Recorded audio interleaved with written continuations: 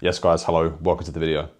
Why are your emotions damaging your business and ruining your experience of building the business? That's what we're going to be talking about in today's video. It's a very, very big part of what I do as a mindset coach for business owners. So literally, as my videos always typically are, minimal editing, me, the camera, you, light, and just some notes in front of me. And I think this is such an important topic. The clients that I work with, the people I speak to outside of my business who have their own business, entrepreneurs, coaches, business owners, they don't realize how much their emotional regulation and the emotional roller coasters that they allow themselves to go through is seriously damaging, like I said at the start, their business growing, how much money they can make, the impacts that they're going to have, the opportunities that they'll have, but then also the experience of building the business. It should be fun, it should be enjoyable, it should be exciting. I think a lot of people get into business and then they're working, there's that famous phrase, isn't there, going from a 9 to 5 to work a 24/7, it's stressful, it's overwhelming. Why would you want that? And that's a business that I refuse to build for myself. And I think practicing, understanding and regulating your emotions, almost nothing to do with business, is going to be so incredibly helpful. But then when you're trying to build something like a business, the way you experience the world, the way you experience life, the way you experience business is through your senses and emotions. So if you can't keep your emotions in check, if you don't know how to regulate, understand, notice what your emotions are and where they're coming from, business is very much going to be like a roller coaster as opposed to just a little wiggly line there of progression. So there's going to be a few things that I go through in terms of like how this is impacting, why it's there, what you can do to improve it. So again, just some notes in front of me here. I'm not reading off of a script, just a few prompts in the right direction. So the first thing that comes up for me as to why this is such a big issue, and I've had this with a previous experience myself, is a negative emotional roller coaster or general negativity in business from an emotional standpoint. It keeps you frozen. It keeps you procrastinating. It keeps you from acting in a way that's actually going to push the business forward. Now, I had this at the back end of 2024 in December, super burnt out, which is just a build up of stress and overwhelm and not wanting to act. The level of overwhelm that I had completely burnt me out and I didn't want to do anything in business. I was looking forward to the end of the day so I could switch off. I was looking forward to weekends. I constantly felt like I needed a holiday or a spa break or something to relax me. But what was really happening is I'd built up this almost like a stack of negativity, doubt, fear, stress, overwhelm, all the negative emotions that you would feel in business. I allowed them to just stack up because I wasn't looking after myself properly.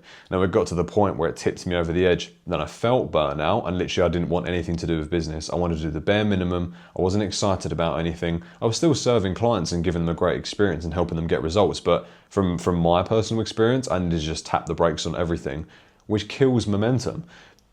I'm a fan of taking breaks. I'm a fan of slowing down when you need to then speed up again. But what happened to me was, as I say, a big build up of these negative emotions caused me to burn out.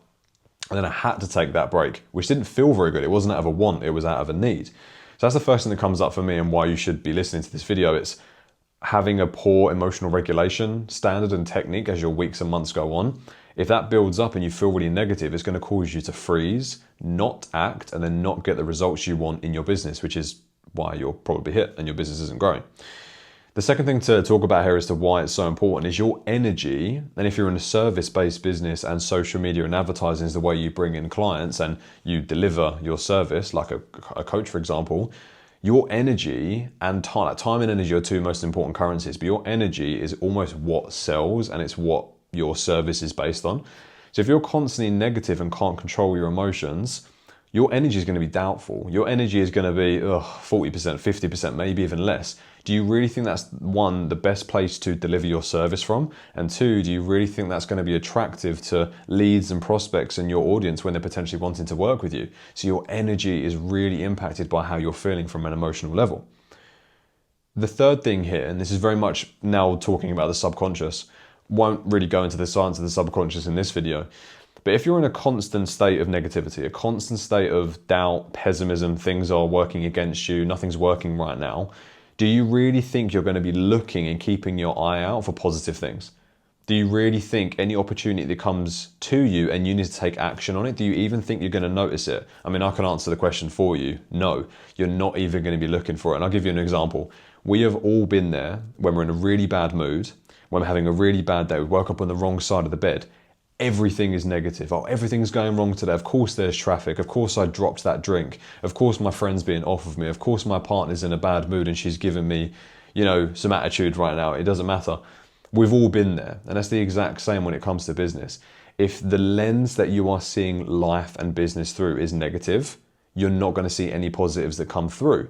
Let's say, for example, someone messages you for your coaching service on Instagram. You might just think it's a random spam message because you're not looking for the opportunities because you're not optimistic. You're just doubtful. So why would you even look? So that's a really important factor here to actually really start to think about your emotions and how you're feeling and operating on a day-to-day basis. It's really, really important. And then the last thing here, kind of very, very similar to the last point. Me personally, I want to curate something what I like to call subconscious optimism, which is a general sense of, well, of course it's going to work out for me. Why would it not? It's optimism, it's positive. If I want to do my event that I'm looking to do potentially next month, haven't actually spoke about it. There's a little sneak peek for you.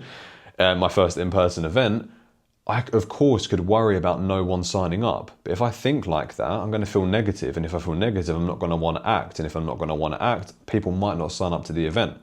So why don't I just build up this constant stack of optimism and positivity so that I just generally have this sense of, well, if I launch an event, of course people are going to want to come to it because I think I'm doing really good. It's a subconscious optimism. It's almost like a belief system. So it's really, really important that you don't let these negative emotions stack up, especially if you're on this up and down roller coaster. So there's further evidence as to why it's so important to get these emotions on track, to understand regulation from an emotional standpoint, and actually start to work with your subconscious so it can serve you going forward. Just underneath this video, in the description, the link in the description is for my subconscious shift training. Just whilst I'm talking about the subconscious, it popped up into my head. It's a free training. Go and grab it below. Tap the link, it will pop up and open up for you. And it's just a free training on how to start to rewire your subconscious for more positivity, kind of like what we're talking about here, which can help you really push the business forward. So check that out in the link below. So how do we actually start to fix this? How do we start to shift the negativity? How do we start to recognize we're feeling a certain way, and how do we then start to feel, optimistic and have some positivities coming through? So what I want you to first of all consider is awareness. Are you aware? Do you have a sense of awareness around how you're feeling and what made you feel that way? A great way to do this is, of course, journaling. Everyone talks to you about it. There's going to be a few journal questions for you at the end here. But the reason why journaling is so important is because, I don't know about you, but I hate being in a bad mood and then not knowing why I'm in a bad mood. That really frustrates me. That makes the mood even worse. So what's really helpful is keeping a regular, almost diary or a log of what I'm feeling today, why I think I might be feeling that, and how can I improve it if it's not going so well. So the more you can practice this sense of awareness of knowing why you feel a certain way and what you can do about it, you're automatically leveling up in your emotional regulation. How can you fix something, a bad mood, if you don't even know why it got there? It's really tricky for you to do. So that's the first thing, is practicing the sense of awareness, and journaling and having good conversations with people can help you develop that sense of awareness. The second fix that I want to talk about is starting to craft that subconscious optimism that I spoke about by crafting stories. It's by actually being your best friend. For example, if a friend came to you and they said, I really want to do this event, whatever that thing is, and I want to launch a product, but I don't think it's going to work. If you were their best friend and you really wanted them to succeed, what would you say to them? Would you say to them, yeah, do you know what? It's probably not going to work out for you. I'd leave it to one side and just go back to the day job. You probably wouldn't say that if you really backed and supported them. You'd probably say, hey, look, your product is great. The event's going to go really well. You crushed your last public speaking event or thing you done at work, that presentation that you did. You're very charismatic. You're great with speaking to new people and you're great at what you do. So why would it not work out? You're going to be supportive. You're going to tell that best friend an optimistic story. You could do the exact same thing yourself. So what I want you to do, as soon as this video finishes, is start to just gather some information. What's going well for me right now? What have I done that's really good recently? What's some work that I've done before in my history that got some great feedback? What clients have had great experiences with me? Why would it go well? Why should it go well? Why could it go well? Just, you're literally building up a story that is very much believable because it's based on previous experiences and your own opinion on how you see yourself, rather than being that negative best friend and saying, do you know what, don't do it. So I want you to start to craft optimistic stories about the next thing that you want to push. It's going to start to make you feel better, optimistic, positive, confident. This is where the emotions start to build up for us and actually start to work for us going forward.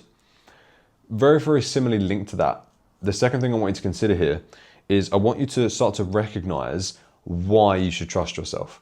Why you should trust the next thing you're going to do or the continuous thing you're going to do in business is going to work out for you. If you can start to recognize why you should trust yourself, in that process, you're going to start to find positives and things that are going really, really good in business and things that are really, really good about you. Guess what you're going to feel? Optimistic, positive, confident, happy, all the good things that we're after. Then we can act from that place. Very similar to the first point, it's all about curating positive stories about yourself because you feel better once you ponder and think about them. So that's the second thing I want you to show some attention to, is recognize why you should trust yourself. And the last thing that's a little bit of a fix here before I go into a couple of journaling questions for you to write down is have some gratitude. It's to actually be happy with what you've built so far, what you're about to build, what you've got in your life and business that you really value and enjoy and you absolutely love. If you can work from a place of gratitude and abundance and happiness, that is going to be such a better place to curate better emotions, better optimism, like I said, better offers for your business. Everything is much more positive when you can come from a place of gratitude, optimism, and happiness. So you need to start to think about that more. So again, write down, what are you happy about today? What are you happy that you've done in business so far? And following on from that, fill up your cup. What are you doing between Monday and Sunday of every single week that fills up your cup? Are you doing things that are making you happy? Are you doing things that are giving you energy? Or are you constantly just giving out your energy and emotions to everyone else and not keeping anything back from yourself? So there's a few things to think about there, and zooming out as to why you're watching this video and why I think this is going to be helpful. If you can fill up your cup, be more grateful, be more optimistic, create positive stories, learn how to read your emotions and understand why you're there. If you can zoom out, what does all of that add up to? A much more settled, grounded place of emotional regulation. And if you're feeling your best, you're working your best. And when you're working your best, your business is going to get better results because you're operating at a better level because you feel good. It all starts from within. So there's two questions I want to leave you with. And they're only questions that you can ask yourself, the answers of which will allow you to move forward. And they're just two journal questions, okay? So the first question, I've got it written down in front of me here. What can I do every single day throughout the week to keep my optimism and opinion of myself high? What can you do to keep the opinion of yourself and your optimism and your positivity high? So do you need to go to the gym more? Do you need to talk to your partner more about exciting things you've got going on? Do you need to visit your family more? Do you need to go to the sauna at the gym more? Like what is coming up for you? Spend more time in nature. Who knows? What do you need to do every single day or multiple times throughout the week to keep your optimism and your positive energy high? Second question, I'm just going to read it out here. Really simple. Assess and audit your week and try to find things that you can remove from your schedule and your week that drain your energy and your positivity. I'll give you a prime example. If you are working with someone or close friends with someone, they're always moaning and being negative and bitching about other people, can you spend a little bit less time with that person because they're an energy and a happiness drainer, right? So what can you remove from your life, in essence, that's draining your energy and your optimism and your happiness? Because if you can remove, in layman's terms, remove the bad stuff, add more of the good stuff, it sounds so simple, but a lot of people overlook it with business, you're going to feel better. And without sounding like a broken record, when you feel better, when you regulate your emotions, when you're happier, you're more confident. When you're more confident and self-trusting, you take bigger, better, bolder steps in business. And guess what that creates? Again, more money, bigger impact, more opportunities. You become limitless. And that's what we're all about, is feeling better first and then operate better. So that's it. Those two questions. Again for you. What can I do each day to keep my optimism high? And what can I remove out my week that's draining me? If you can answer those two questions and act on those, you're going to be in a better spot to learn how to regulate your emotions so things are a little bit more smoother. I hope this has been a helpful video for you. If you want to dive into a little bit more mindset work and how that can unlock the next level you to push your business forward, make more money, have more impact. Like I said earlier in this video, in the description, the link is for a free subconscious mindset shift training. Grab a free copy of it. Nice and simple. I think it's going to be really, really helpful for you if you want to dive into this work more and become the next version of you. But I hope this video has been helpful for you. Have an amazing rest of your day and I will see you in the next video. Take care.